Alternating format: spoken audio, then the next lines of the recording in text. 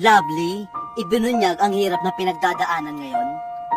Kalakip ng pagiging isang ina ang iba't ibang pagsubok. Hindi nga natatapos sa panganganak ang pagsubok na pinagdadaanan ng isang ina dahil umpisa pa lamang ito ng napaka-challenging motherhood journey nila. Maraming nanay nga ang nakaka-relate sa pinagdadaanan ngayon ng aktres at dating dancer na si Lovely Abella.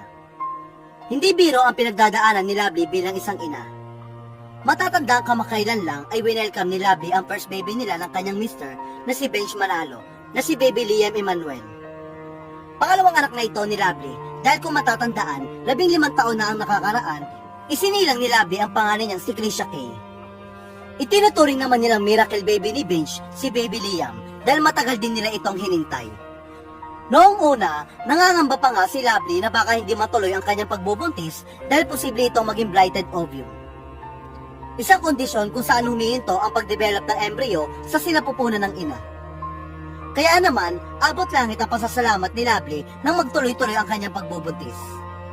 Kamakailan nga ay matagumpay at ligtas niyang naisilang ang anak nila ni Benj. Pero hindi rito natatapos ang pagsubok na pinagdadaanan ni Lovely. Dahil matapos niyang isilang si Baby Liam, ay nagkaroon naman siya ng impeksyon na kinailangan operahan. Nalagpasan naman ito ni Lovely, ngunit pagkatapos nito, isang pagsubok na naman ang kanyang kinakaharap. Ito nga ay ang hirap niya sa pagpapabreastfeed. Ayon kay Lovely, hirap siya mag-produce ng gatas para kay Baby Liam. Sa katunayan, minsan gusto na raw niyang sumuko dahil sa pagod. Aniya, every 2 hours, minsan nakakasuko na at nakakapagod, pero para sa anak, gagawin ng lahat.